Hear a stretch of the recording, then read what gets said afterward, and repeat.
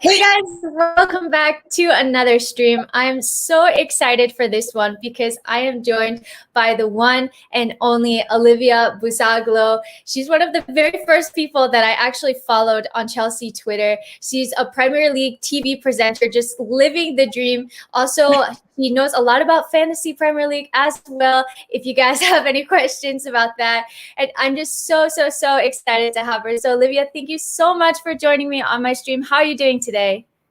I'm good. I like how you say fantasy expert. After my week or my start to this fantasy week, that expert shouldn't be anywhere near my name because I had Leno and that was a great start. So I started on -1, which was fab.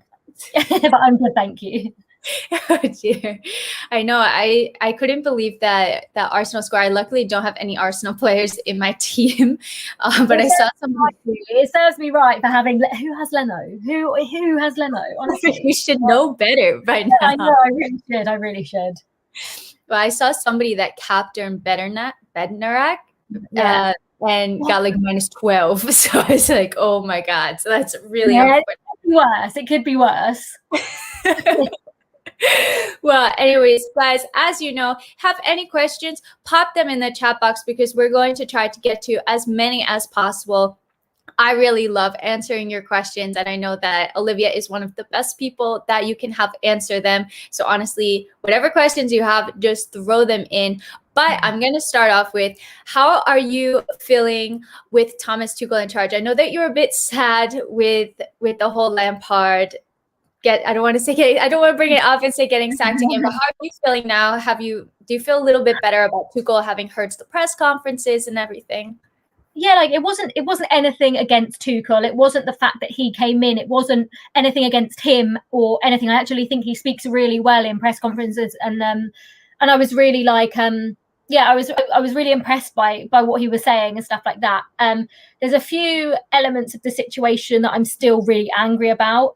Nothing to do with Tuchel at all.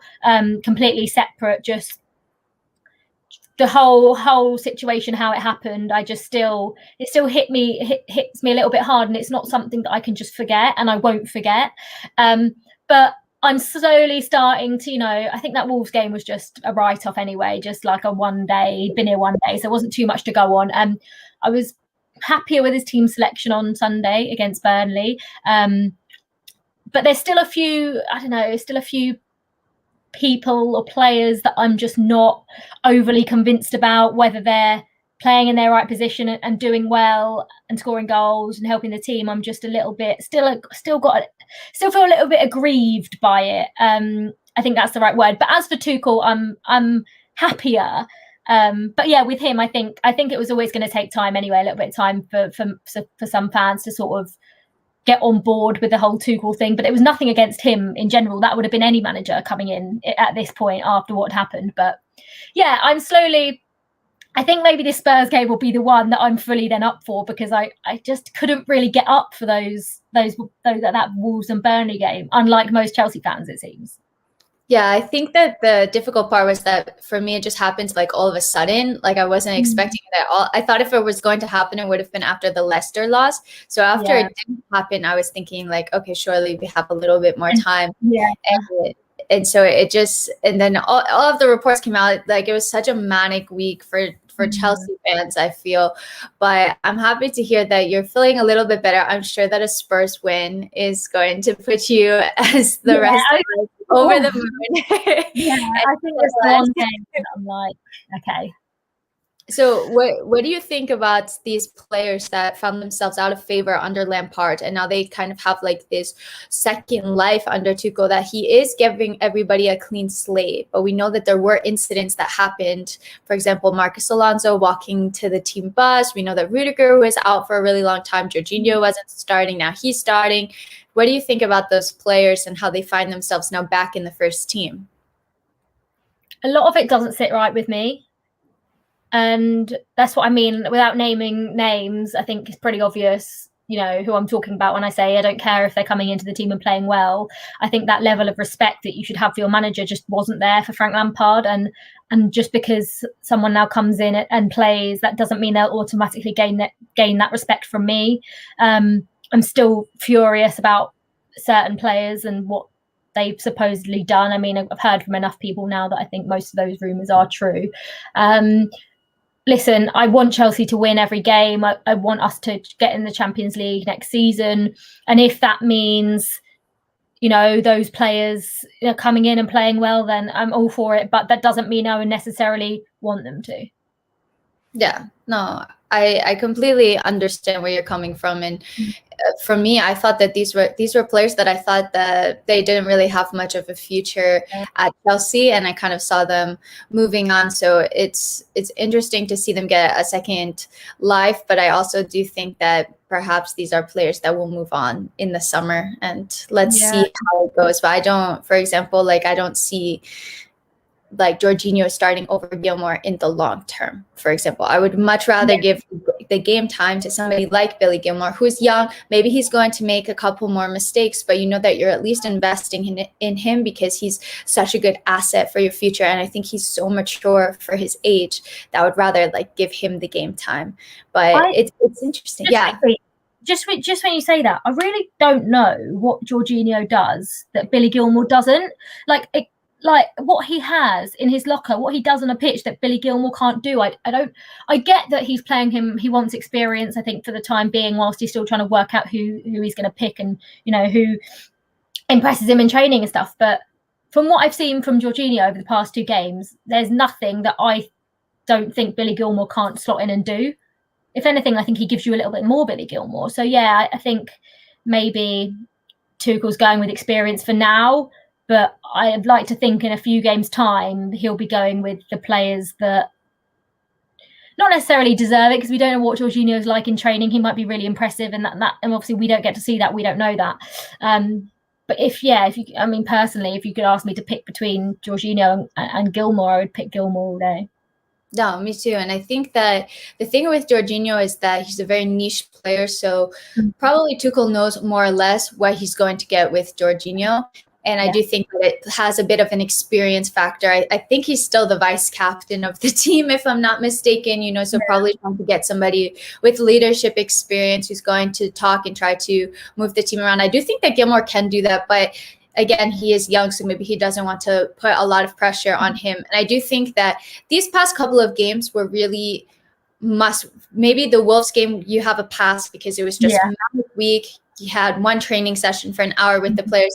But these games were becoming must-win games for Chelsea because we were just dropping so far off of the top 4. And I think that Tuchel was probably just trying to pick players off of experience that have been in really high-pressure situations before. But I do think, given that Gilmour didn't go out on loan with the Euros this year as well, and he said that he wants to get game time so that he can play for Scotland, I do think that we should be seeing more of Billy Gilmour. And Tuchel has said that he really appreciates the young talent in the team.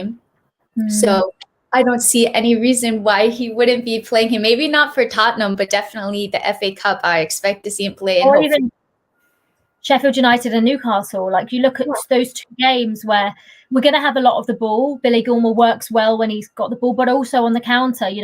We saw. I know, given Newcastle and Sheffield United always score against us. David McGoldrick will be scoring a goal against us. Doesn't matter where or when it is, he always seems to score. But I think on the counter, Newcastle have the pace of Alan Saint-Maximin, which can be dangerous. We saw the pace of Pedro Neto when we played Wolves, and really they had the 2 biggest chances. One was good tracking back from Callum, but another one was he put it over the bar when he should have really scored. So no matter who our defence is, we're always a little bit vulnerable to the counter attack, and that's why I think Billy Gilmour would suit playing against Newcastle more than Jorginho, because if they hit us on the counter, it's almost like Jorginho not being there because he just can't run. You need fit players that can get across the pitch quickly when you're in that position where you've had all of the ball and it gets turned over quickly and they're up the other end. You need someone like Billy Gilmour who's got that pace as well. But yeah, I'd love to see him start in the next couple of games, but whether we will or not, I've really got no idea. Yeah, a lot of people are agreeing. Billy runs faster, won't get exploited in those spaces like Jorginho does. Rowan goes, Billy is clear. I think common. Fine goes, I still don't believe they have futures at Chelsea. Jorginho doesn't move forward. Billy Gilly has more energy. So here goes. Jorginho's actually been bossing the midfield with Kovar under Tuchel, but it's. What do you think about this? We've had all of the ball. Against Wolves, I think they had literally two chances, but literally they didn't even try and attack, right? And it's so easy for Jorginho to boss the midfield when we've got all of the ball, because everything comes through him, whether he's passing sideways, passing forward, passing backwards. And against Burnley, aren't these games where you expect whoever is in the midfield? If Billy Gilmour was in that midfield for Burnley, we would have run the midfield. It doesn't matter who had been in that position, whoever was next to Kovacic, whether it was a different sort of two players, I still believe that we would have dominated that midfield, just because Burnley didn't really have any intent to go and win the game. Wolves didn't have any intent to go and win the game. So I think it will be different under Spurs, against Spurs. It'll be interesting to see which midfield he goes with. I'm assuming it's going to be Jorginho and Kovacic, but if Kante's fit, for me, he slots straight in. And then what happens to Jorginho then? Because we're going to have a lot of the ball against Spurs. Spurs are sitting back. We know exactly what Spurs are doing. Spurs are going to sit back, let us have the ball, let us have the possession. We're going to have to try and break them down, and they're going to try and hit us on the counter with Lucas Moura and Son. And we've got to make sure that we've got players that, can help stop a counter attack, but also players that can run a midfield as well. And I think I still feel like Gilmour's that player completely. But obviously, if I had to pick one of them, it would be Kante. I want Kante playing tomorrow. I think he's That was actually going to be my next question to you, because it does seem like N'golo Kante is back to full fitness, and I do think that we if we have a fit N'golo Kante, I think that we need to play him. That's just how I see things. And Tuchel did come out and say that he does see N'golo Kante playing as a double six and part of a pivot instead of the lone DM that he's been playing. So we really could see the best of N'golo Kante to try to sniff out the danger as well on the counterattack. And honestly, since we know that Spurs are such a counterattacking side, I would be nervous having Jorginho in the midfield, knowing that he is slow, commits those tactical fouls. The last thing that we need is to concede to a silly free kick or potentially go a man down or whatever. It could be, I don't know, really, really interesting. So we have a question, and it says, do you think Mourinho's park the bus view could just add to the game being played in the midfield? Do you think that Jorginho and Kovacic are more vital than ever? And I'm going to switch it a little bit. If you don't have them playing, who do you have in that midfield too? Because I do think we're probably going to stick with the midfield too. So you think it's going to be Kovacic and Jorginho?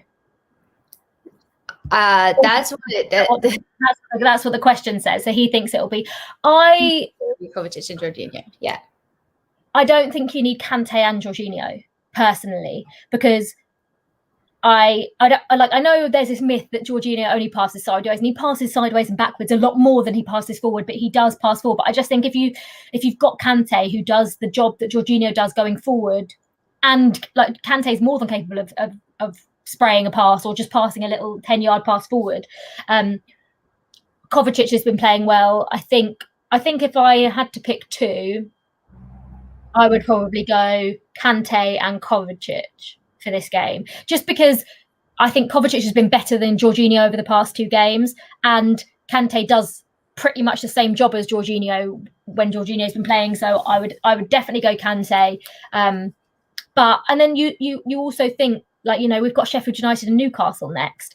That's the perfect. If Kante isn't 100% fit, I would play him against Spurs and then just rest him for a couple of games. He's getting more injuries, isn't he, Kante? So if we can rest him for a few, then we rest him for a few. Jorginho and Kovacic have shown that they are more capable of getting a job done against the teams, like the Burnley and Wolves and whatever. So yeah, I would play Kante and Kovacic probably, and then maybe Mount at the top of the three, or maybe just in front of the striker. Yeah, it's really interesting because I feel like like Kante and Kovacic are also kind of similar players in the fact that they like to roam. You don't necessarily see them in the same spot. We see that Kovacic kind of like goes all over the pitch and dribbles. We see that Kante kind of goes around. So the only thing that I would be nervous about with that is that if they both happen to roam at the same time, and then we're going to be very disciplined, don't they? Like if one of them's got, listen, I don't know whether he'll do that. I really don't know, but I just don't like.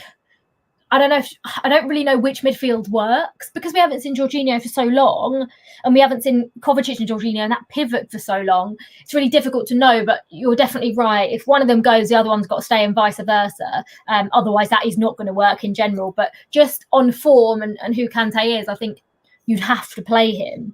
You have to play him if he's fit. And listen, I don't mind who plays next to him.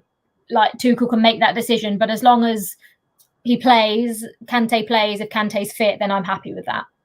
Yeah, I think that Tuchel also is really direct, it seems, in knowing what each player's strengths and weaknesses are, which is something that I really liked about him, that he has taken the time to get to know the players and analyze them and try to figure out what system is the best for them and to try to like put together all of these players that we have, because we've seen in the past that it seems that we just can't get the best of all of the players, and one system will fit one player really well and then another player won't suit them as much.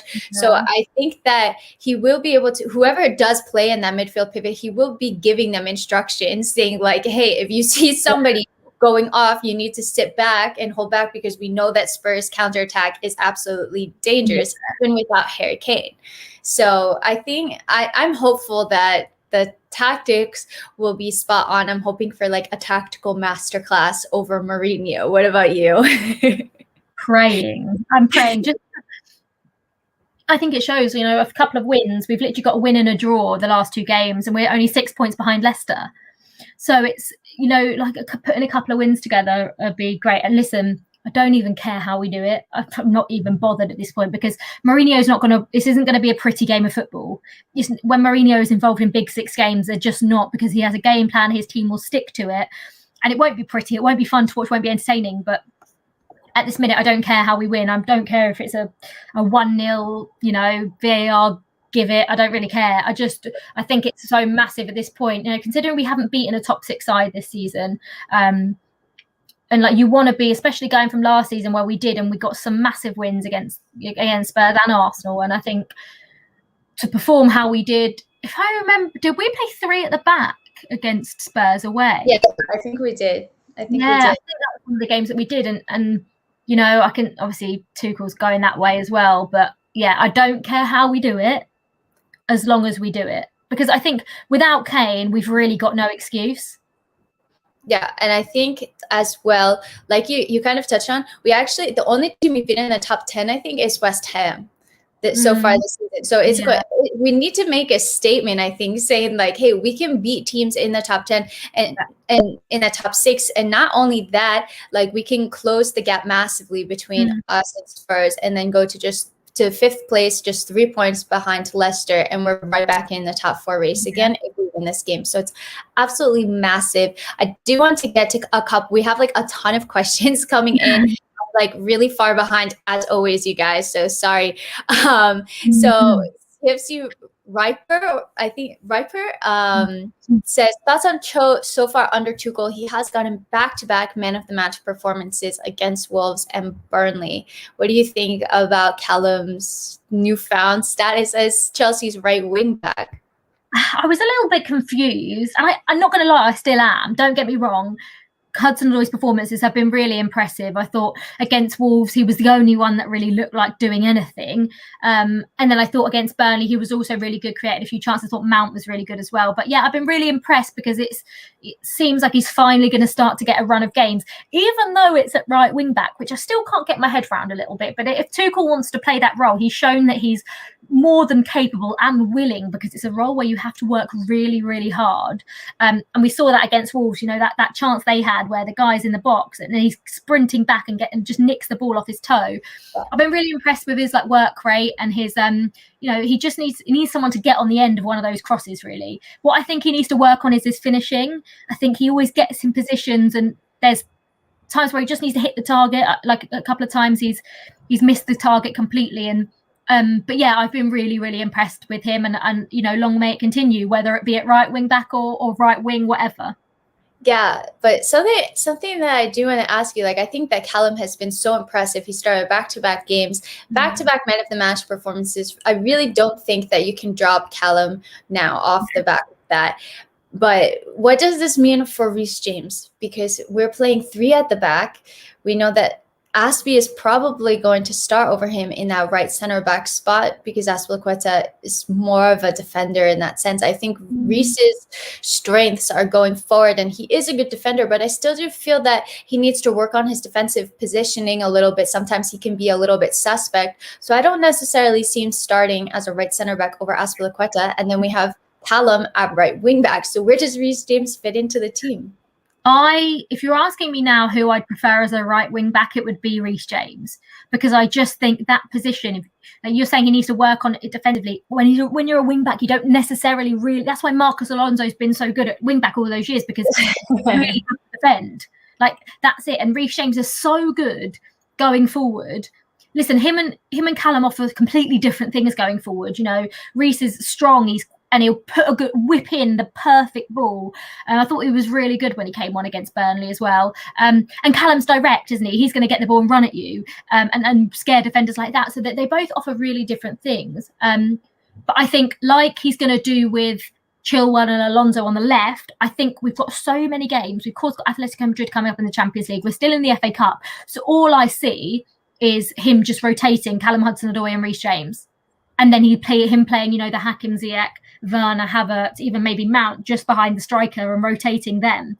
But yeah, I think it's nothing to worry about yet. But if Reece James keeps getting benched, then it's a problem, because we also sold Lamptey in the summer. Obviously, we remember to Brighton, who's been brilliant. And that was because we had Reece James, who, for me, I've always said this, him and Mount, I can't decide. But I think out of those two Chelsea academy players, those two are going to go the furthest. And this is the thing, everyone loves Callum Hudson-Odoi, and I do love Callum Hudson-Odoi as well, but from what I've seen so far, and obviously Callum's never had a run of games with Lampard, he never got a consistent run of games in his favoured position, so that could change. But from what I've seen so far, Reece James for me was always the one that I thought, yeah, for his age, his size, just how good he is already, I thought he was always going to be will be the best out of those lot. But yeah, for now it's not a problem. For now the Reece James thing isn't a problem, but it could be a problem if he keeps getting benched, because Reece James ahead of the Euros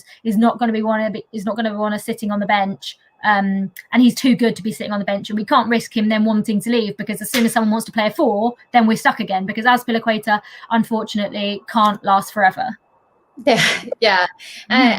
That kind of brings us to one of the questions we have here from CFC.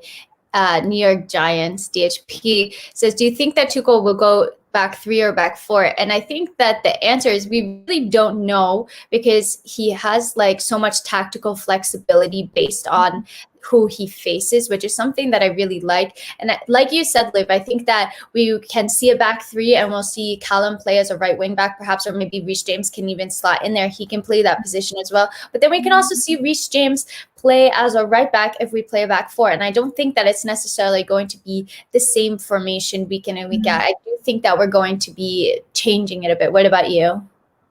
I like that about him, is that he will change it for the opposition, but I also don't think he'll change it for Spurs. I think because the only problem is with that 2 in midfield, we need someone that's going to drop in with, because when you play 4-3-4-3,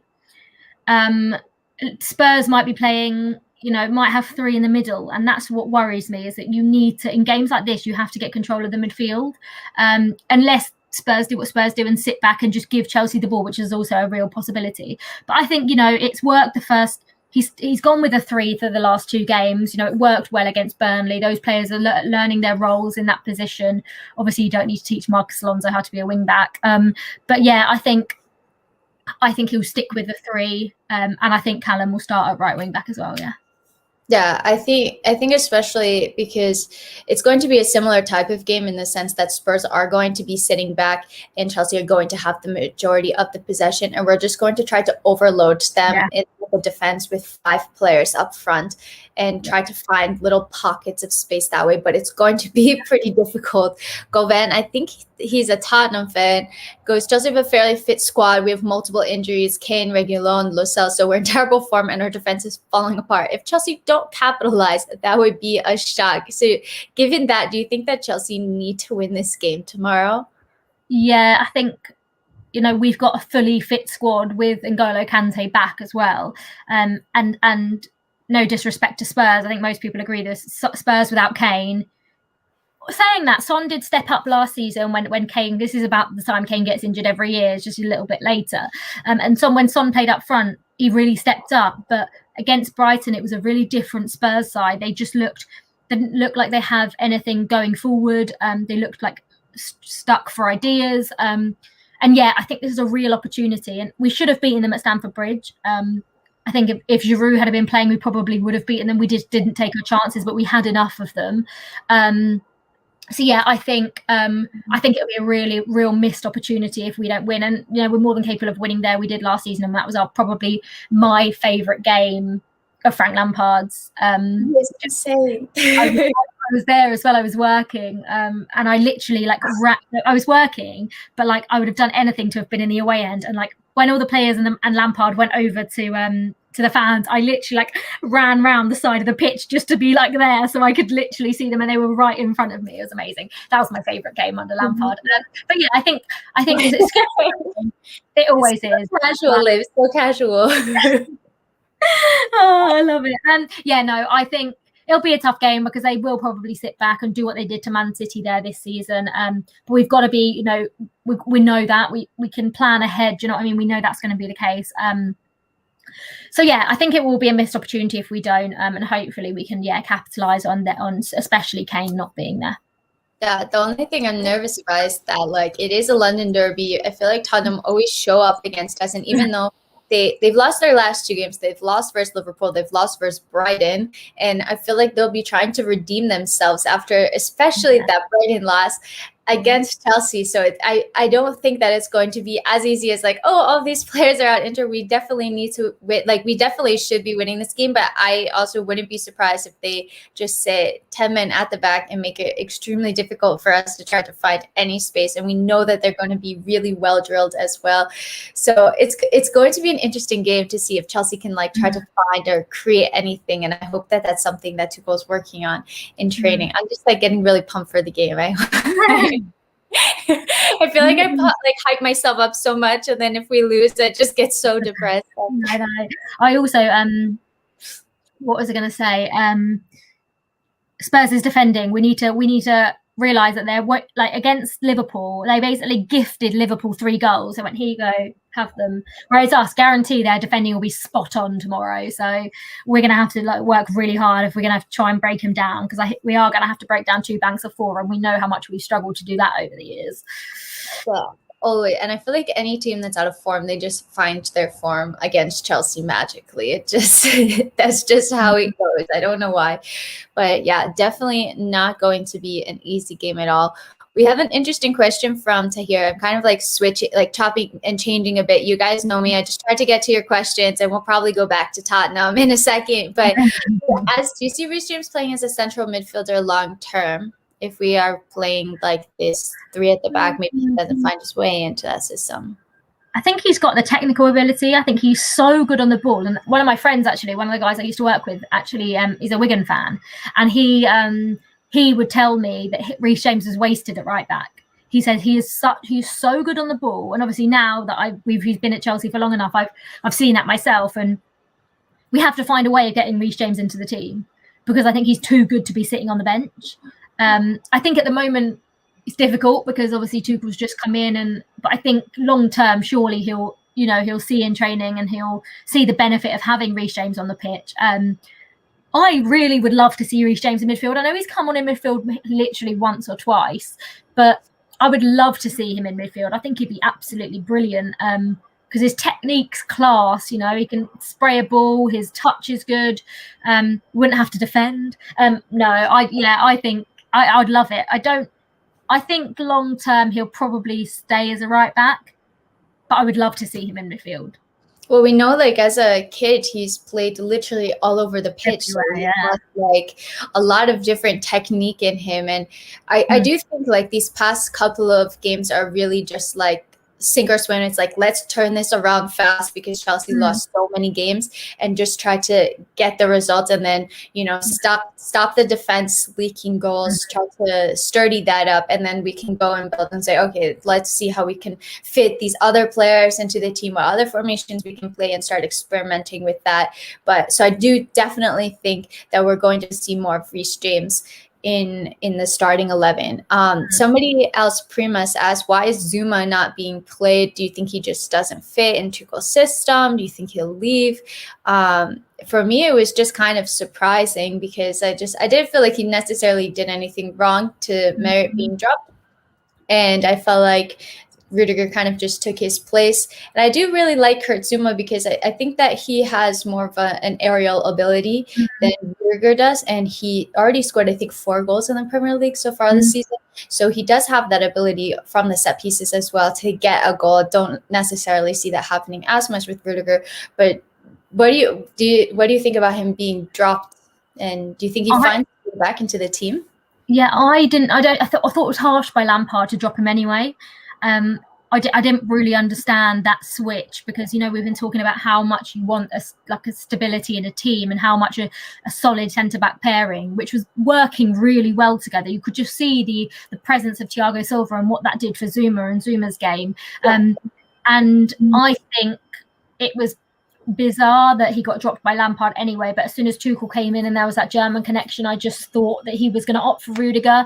And until thing is, in a 3, it's much easier to play in a 3 with a defender. That's so true as well. We've lost all threat and corners without Zouma. No matter how much Rudiger plays, the aerial threat is just not there from Rudiger. It is, because he's big and he's tall, but Zuma's like, just the way he attacks corners, it seemed like at a corner you were aiming for Zouma.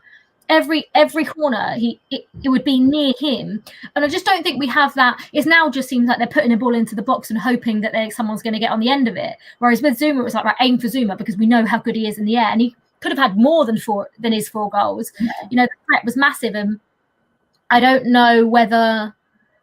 I think now, until Zouma makes a mistake, until Rudiger makes a mistake, I don't think he'll be dropped, because it's so much easier in a 3 when you've got 2 other players. You've got 2 players either side of you, and I think when you make a mistake, it's so much easier to be covered up. Like, we saw how good David Luiz was in the 3, rarely made any mistakes in the 3, because he had people either side of him to cover up if he made any errors. And I think it was harsh on Zouma. And he's young as well. He'll be wanting to get into the France squad for the Euros. And yeah, I'm gutted about it. And I'd like to think, you know, if Tuchel, like we say, is giving everyone a fair shot, then maybe Zouma might get his chance, you know, in a few games. And we have got a lot of games, like I say, and I think he'll switch it up for the Champions League, and he'll switch it up for the FA Cup and for the Premier League as well. So I think for now it seems to be okay. But yeah. I think that it's difficult, especially with center backs, because that's one of the positions that I don't look to chop and change. Really, I want to have like a center back pairing, just know that those are going to be center backs. And like you said, unless Rudiger makes a glaring error, I really don't see Zouma getting back into the team, because now it seems that spot is Rudiger's.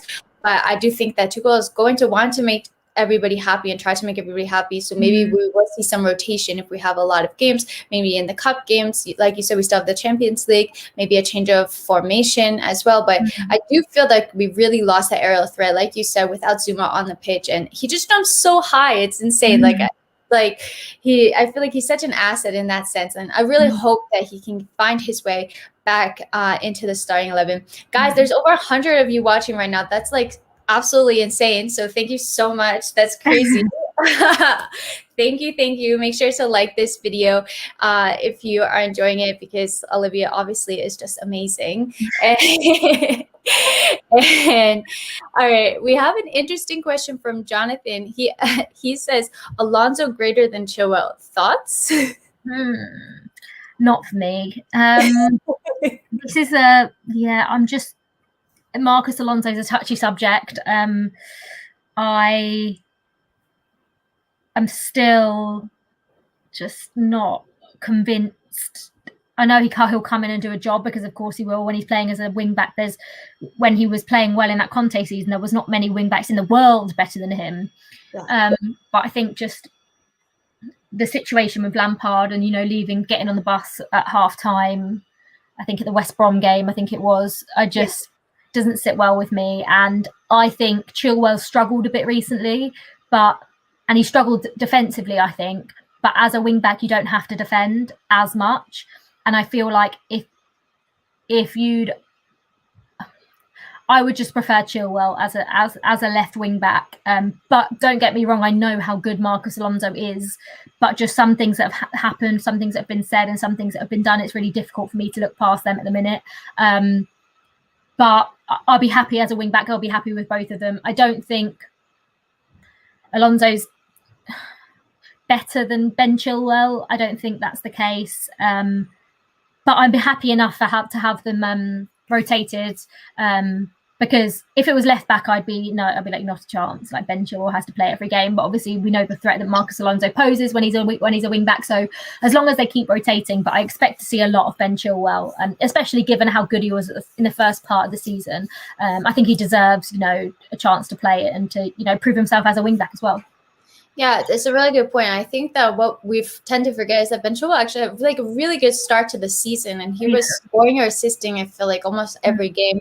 And then Chelsea as a whole, I feel like, just fell off. And I do think, like, when the team isn't playing well, it's hard to pinpoint it on certain players, right? Like, Chilwell was not playing well, but neither were many other players. So I'm hopeful that in these games he will start to play well and find his feet. Yeah. But if you're playing as we've seen with Alonso, left wing back is a different position to left back, and you do have to get into different areas. And for some reason, Marcus Alonso has just missed a complete opportunity to be a striker in his life, because I think he would have been a really good striker. Yeah. He just always finds the spots to get into. Yeah. So, like, those two positions aren't exactly transferable, because we've seen that Alonso can't play well at left back at all. But I do think that Chilwell can do a job at left wing back, and hopefully he'll be given those opportunities. And for me, like, I understand. I'm a little bit frustrated with the Alonso situation as well. I understand giving everybody a clean slate, and I guess for the sake of the dressing room, that's also good to kind of give everybody a new chance. But it was like a really shocking move. But I think, Marcus Alonso has a lot to prove, and hopefully can prove it on the pitch to the Chelsea fans. And he started with that goal, potentially one of the goals of the season. Like, it could win. It was incredible.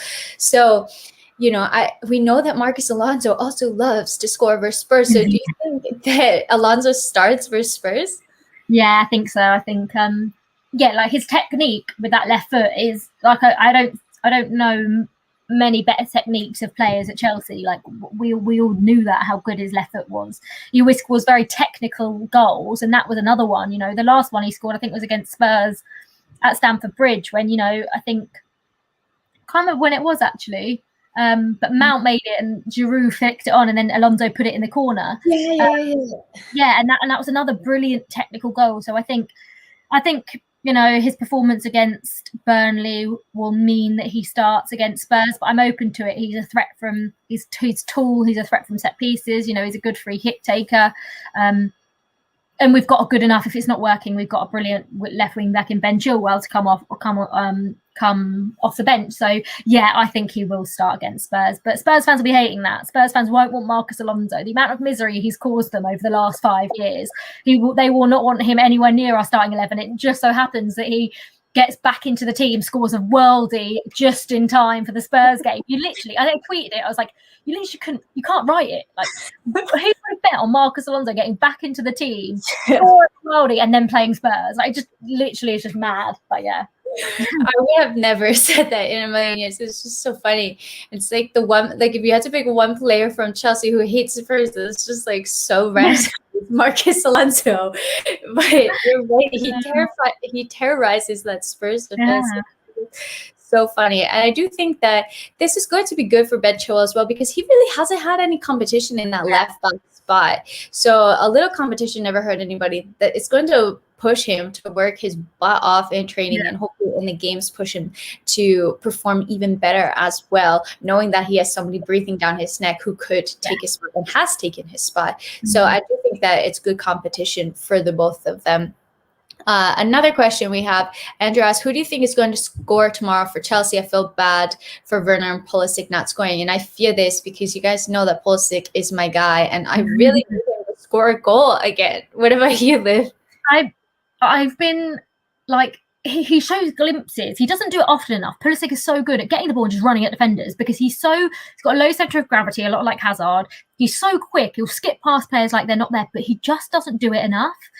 Like he has done, but the last 2 games, whenever he's come on or he's been on the pitch, I just haven't seen. I've seen glimpses, and I'm like, yes, that's what we want from Christian Pulisic. And I obviously I know he'll be fine, but Timo Werner is the most frustrating one because I keep saying this, and I have no doubt, like zero doubt. Like with Havertz, I'm a little bit, I don't really know, but with Timo Werner, I've got no doubts that he'll come good. But it is a real confidence thing, and to me, I think I've had a lot of reports that Tuchel's not the sort of guy to, like, he just wants him to score ASAP, and that he won't put his arm around him and like be like, oh, like come on. I think he just and it's really hard because like no coach can teach a striker how, like, he's a goal scorer. He knows how to score goals. No one putting their arm around him is going to do anything for him. He just needs to find the net on the pitch. And he scored a brilliant goal against Spurs, which was actually disallowed. Yes. And that was such a good finish, a touch, and it just bent it round Lloris. And I have no doubt in my mind that he will come good and, hopefully a good performance against Spurs. But he's got to start, and it's difficult because Giroud could start, or Tammy could start, or Werner could start. And I really like the idea of playing Tammy and Timo together, or Giroud and Timo together. I like that 2 up top, and they can play really close to each other. When you've got the wing backs going forward, they can both stay very centrally.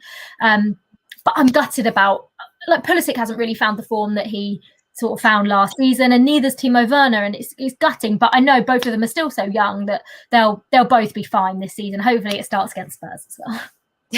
That would be amazing. Yeah. I think what we tend to forget is that Pulisic is only 20 as well. Like, he just seems so much older than that, but he's just as much of a youngster as somebody like Tammy or Mason.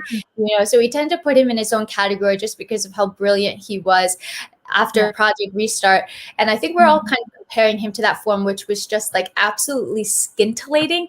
And that is like top form. And we just all want him so badly to get back to that. But I do think the past couple of games, he did look better. That assist that he had for the Marcus Alonso goal versus Spur was really brilliant, to have that vision to pick out the 2 players and chip the ball. And I do think that we're going to see him coming more and more back to his best self. I saw a comment, I don't know if here he goes. He said, I'm not worried if Pulisic is scoring as long as he's creating chances for others. And we do know that Pulisic is creating those chances.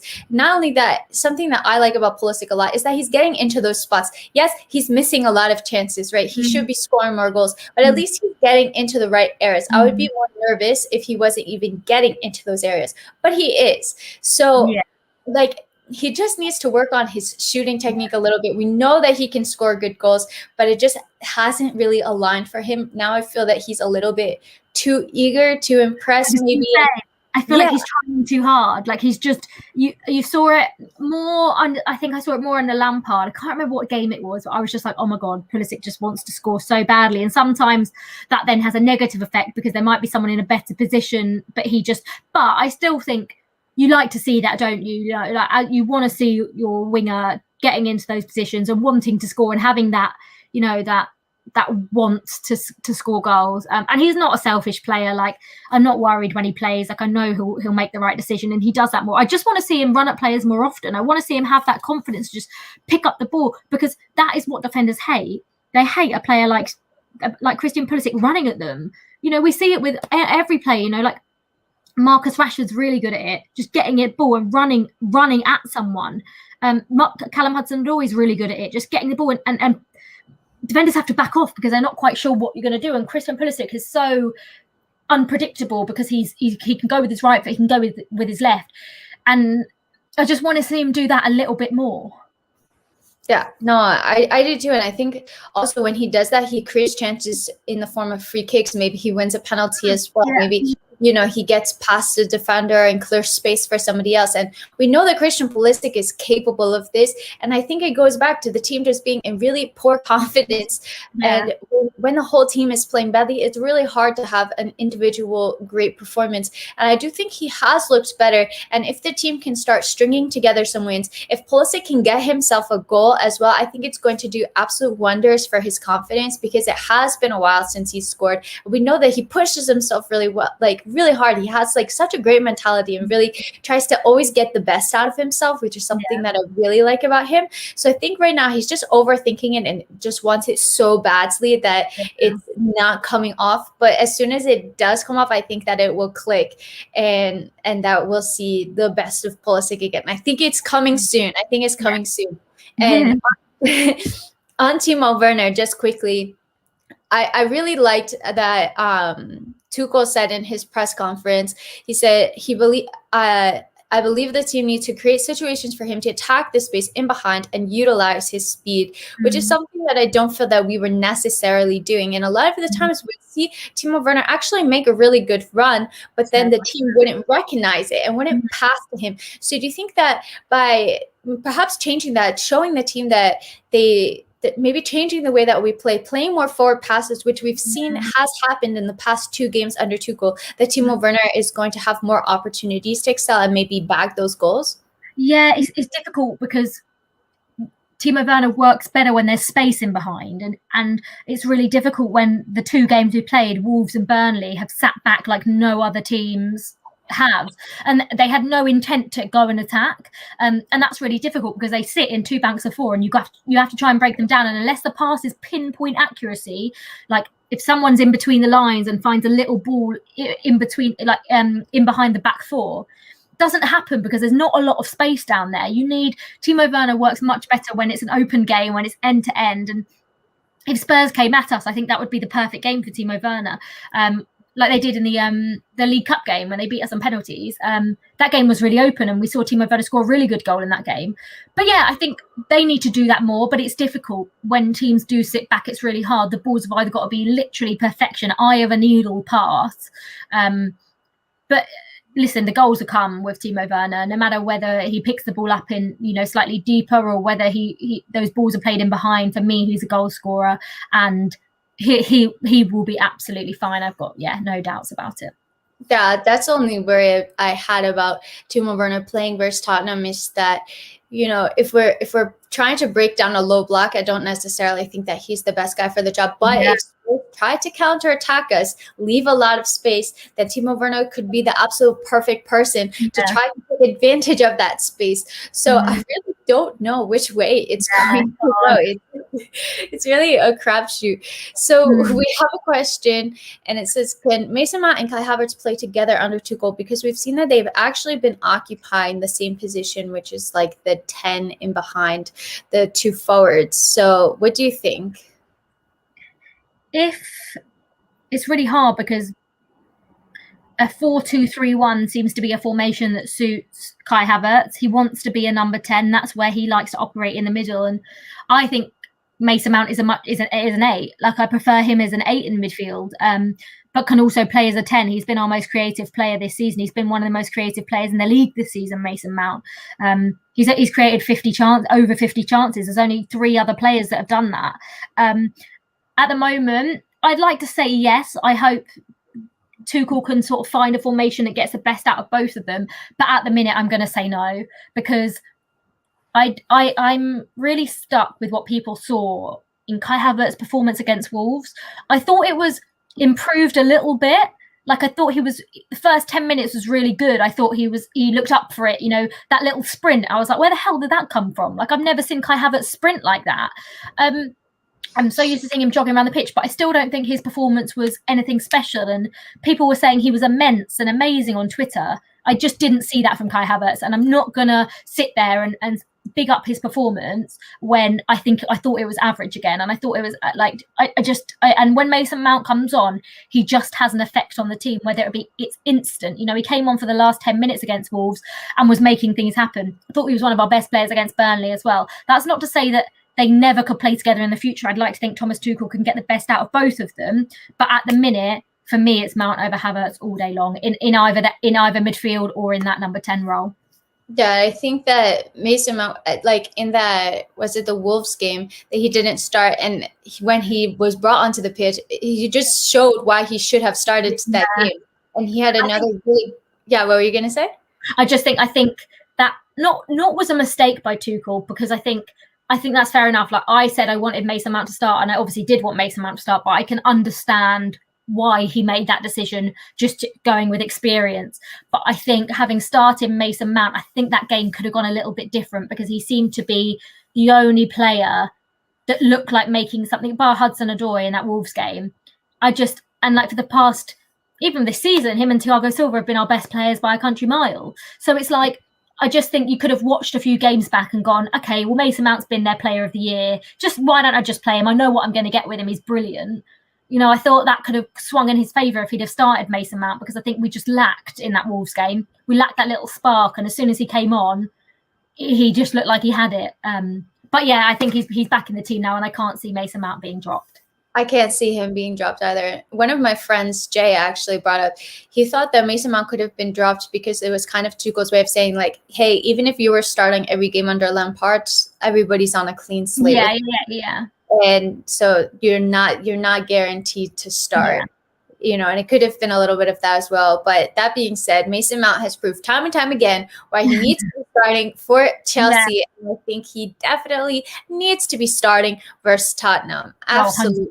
But he was the best player, I think, in the 2 games last season, especially that away game. That was genuinely the best. Like I'd seen him play. I thought he was absolutely unbelievable. Like I thought he was just brilliant, and he worked so hard. And he's a Chelsea boy. He knows what it means to be playing against Spurs. He knows how big these games are, and you really saw that in his performance. And yeah, for me, along with Kante and Thiago Silva, first name on the team sheet for Spurs. Yeah, me too. We have kind of like a fantasy question here. Pivoting a lot. Krishna asks, if Alonso starts tomorrow, is it time to get him in our FPL team? When we have to ask the FPL expert, of course. Liv, what do you say? I was obviously one of these people that Marcos Alonso, if you didn't have Marcos Alonso 3 seasons ago, you just weren't, like, you were never doing well in FPL. Like, he was a must-have. He was scoring every week. Chelsea were keeping clean sheets. Like, he was like a hero in FPL. I can't even, but don't get me wrong, I'm looking to get a Chelsea defender in, especially with Sheffield United and Newcastle. I'm swaying towards Rudiger because he's 4.5 million, and a big 6 defender. You don't really get that in FPL. Marcos Alonso obviously has more of an attacking threat, but my only worry is rotation. I don't think he hasn't been playing very much. I cannot see him starting every single game. You've got an equally as good, if not better, left wing back in Ben Chilwell on the bench, so who obviously at the start of the season was a must-have as well. So I think Tuchel will rotate them, and at the moment in FPL, you need to have people that are guaranteed to start, and Alonso isn't one of them. But if he carries on, then it might be a case of getting him in. But for the minute, I just think it's a little bit too risky. And I think there are probably better options that are nailed on starters for clubs. Yeah, well said. I think maybe if we see a couple of games and we see Marcos Alonso is consistently starting those games, but right now we just don't know if he's going to be starting.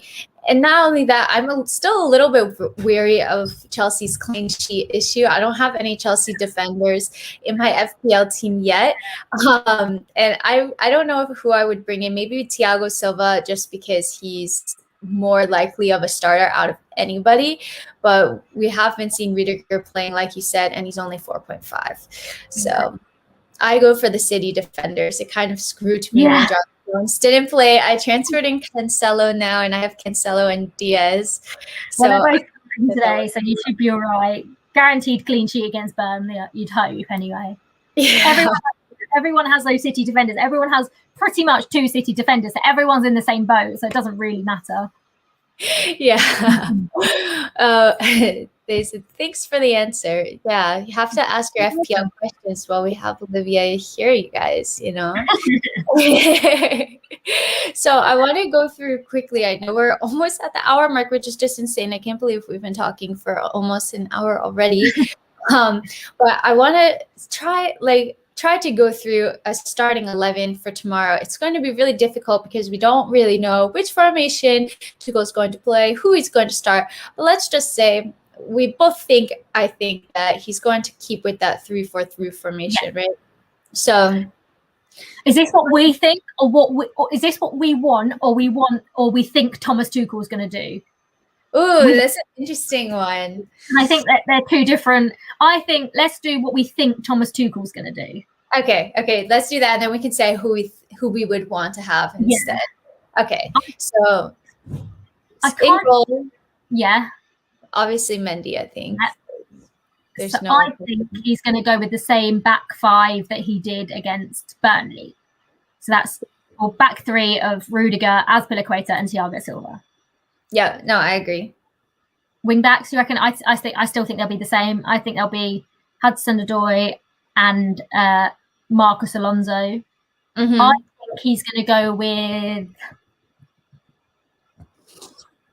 I think Kante and Kovacic is going to be my 2.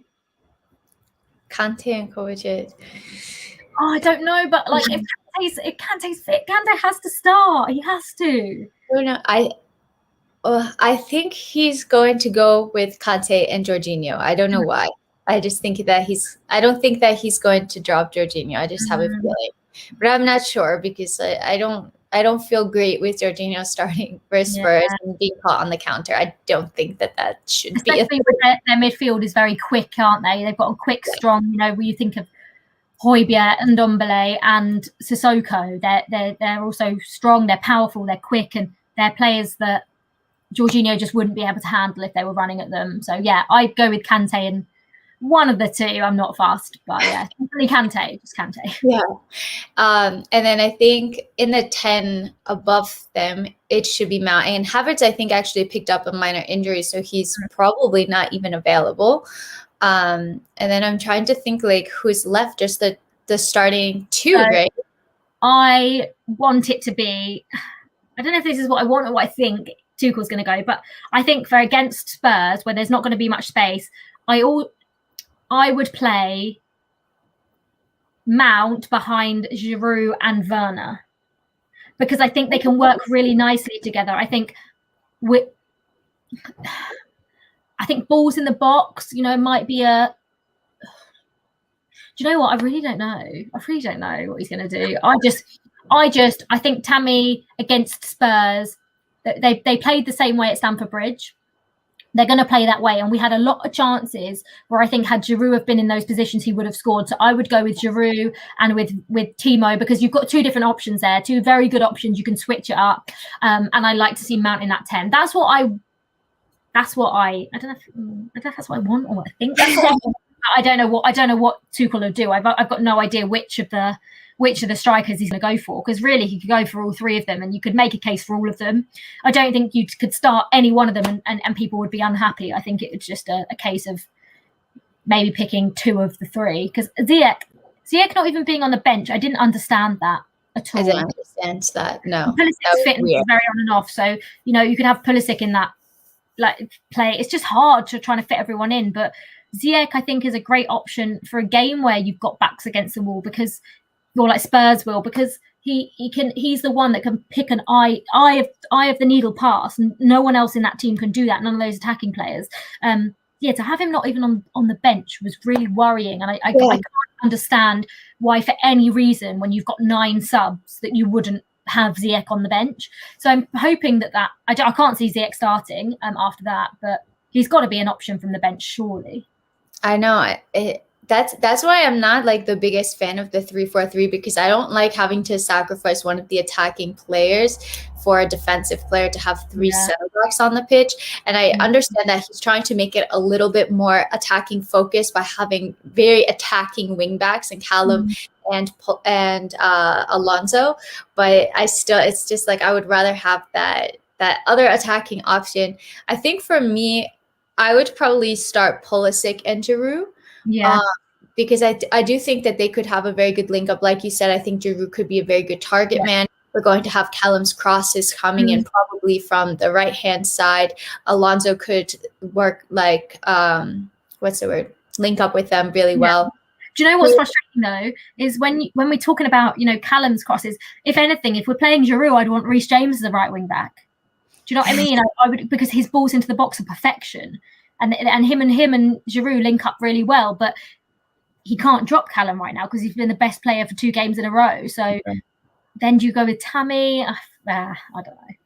I wouldn't want to be in Thomas Tuchel's position right now. I know, me neither. That's why we're just here talking about it. And we know what makes the decision. But it's going to be interesting as well. We have a question from John, and it really depends on who you start. Who's going to be the super sub for tomorrow? We've seen that Pulisic has been playing that super sub role, but I just feel like he's so much better than a super sub. But I think it could be Werner. If Pulisic starts, I think that it could be Pulisic. If Werner starts, it could be Ziyech if he comes on it. I think this would also be really good to try to break down the defense and bring a different dimension to the team. So it really depends on the starting 11. I was going to say we can't really ask that because we can't work out who we think is going to start. So basically, one of the attacking players doesn't start. Thing is, I think Callum's obviously got to start. He has to start, but under Lampard, he was brilliant coming off the bench. Like he genuinely just had it. It was like a whole different Callum coming off the bench. He's shown more of that now in the last 2 games that he started. But yeah, definitely in that first game, Tuchel said, you know, he knows he can rely on Pulisic to make an impact. So I wouldn't be surprised if Pulisic was that player. You know, he starts with, you know, a Werner and a Tammy, or a Werner and a Giroud with Mount just behind them, and then Pulisic be that guy that comes off the bench. Although I would much prefer to see Pulisic start. Yeah, Jack says, didn't he say he liked Pulisic impacted from the bench? So same could happen here. Yeah. So basically same thoughts, but he's just so good. You can't have a player that's good, that's that good, always playing off of the bench, like coming off the bench. I do think that under Tuchel, we're probably going to see kind of like the Guardiola system where you just don't know who's going to start, and you have like some players starting 1 week, other players starting another week. But it makes for a really deep squad and allows you to compete in a lot of competitions as well. Yeah. I want to say thank you to Tactical Football. I really appreciate your message. That's really nice of you. So thank you so much. I'll just ask a couple more questions, Liv. I know that you're super busy. We've already gone over the hour mark. So I want to take advantage, ask you about, for anybody who's looking into getting into like presenting or reporting or the football industry, what kind of advice would you give to them? Because you're literally the perfect person to ask. It's really hard. Like I started like making some TikToks just about like work and like giving people more like an inside view on like what I do and like my day-to-day sort of like life at work. And I got so many DMs on Instagram being like, oh, like I saw your TikToks, like how, and I can't, it's really hard. Like the only advice I would ever give to anyone, and it's so cliche, but it would just be like to put yourself out there. You have to, it sounds ridiculous, but you have to be like work for free for like a little bit, just to show like how much you think. But also it's a difficult industry to get into, so like don't be afraid to like start at the bottom and work your way up. Getting into a company is much better than trying to do your dream job straight away. I worked in like a technical role for 3 years before I did presenting. Like I did tiny little bits, but it's only really my 4th and 5th year at the company that I'm now doing presenting full time. So it didn't happen overnight. Like I think 3 years is quite lucky. Like I think I was quite lucky, and it's only taken me a short period of time. And I do know that it takes people a lot longer to do that. So I'm obviously grateful for how that's gone. But yeah, like if people want to work at the company I work for, there's always ways, you can subscribe to our job list. I work for IMG, and that's a good way, just getting a job in a big company. and then just working your way up, you know, always tell people, never shut up about what you want to do. And ever since I got there, I was like, I want to be a presenter. I want to talk about it on TV, and I want to just, you know, and my boss even said to me when I was doing this technical role, he was like, you might have to, you know, think of other routes. And I was like, no, like, I don't want to think of other routes because I know where I want to go, and I wasn't going to stop until I got there. So it's just a case of working really hard. You'll get a lucky break as well. I just happened to know someone that told me about this company and told me to apply. So I did. And then, yeah, I got the job from there. So it's a case of like never giving up, working hard, but knowing that you're probably not going to be able to do your dream job straight away. Yeah. And like for me personally, it's such an inspiration as somebody who definitely wants to get into the industry to see you like absolutely killing it. You've been like one of the people that I've looked up to forever, and now to have you on the stream is just like absolutely insane. I completely forgot to ask you, Liv, a score prediction for Tottenham. How could I have a preview without a score prediction? I'm such a bad host. What is going on? I'm gonna go 2-1 Chelsea. Solid win. I'd like to go 3-1, but I'm not feeling that confident. So yeah, 2-1. 2-1. Yeah, I think that we may concede on like a set piece or a counter or something like that. So I will also go 2-1, but I do think that Chelsea can win this game, you guys. I'm feeling good about it. And yeah, I'm just really excited to see Tuchel's tactics, see who starts, and hopefully we have a masterclass and I'm going to be on top of the moon if we can get a win versus Tottenham. But Liv, thank you so much for joining me today. Everybody has absolutely loved you. This is like one of the highest number of people I've had in a stream. So that's all credit to you. You're just incredible. And yeah, just let everybody know where they can find you. I'm sure they already know. I know that they know where they can find you. If they happen to not know, let them know where they can find you. I don't have a YouTube channel. So you literally just find me. I'm Olivia Buzaglo on Twitter. And Instagram, but I'm much more thingy on Twitter, tweeting about Chelsea. And yeah, you can find me on the Fantasy Premier League Twitter page as well, just talking all things Fantasy Premier League as an expert. I always spend like hours trying to sort out my fantasy team, and then I'm disappointed every single week. So it's been a mare for me as well. It's been an absolute mare. I'm dreading it because Salah's my captain, and there's rumours that he might not be starting, and I forgot to change my voice to Bruno Fernandes, and it's Dominic Calvert-Lewin, and I'm just like, I just need Salah to start and play well is what I need. Yeah, I purposely stayed away from Fernandes because he's blanked in like the last 6 games, or something like that. So I was like, no, absolutely not. He's not playing well. And even when United had scored 4 goals, I was like, are you kidding me? They scored 4 goals, and Bruno Fernandes has not scored or assisted any of them. And then he ended up doing a lot better. But I was like, now I'm like, oh damn! If only I had captained him, that would have been a good choice. But what can you do? But guys, thank you so much for watching this stream. I really appreciate it. If you like this video, please drop it a like, because honestly, it helps me out so much more than you know. And subscribe to my channel if you haven't done so already. I have a lot of great content coming up, and I'm definitely going to have Liv on again really soon. She's been an absolutely amazing guest. So thank you so much for tuning in. And until next time, I'm out.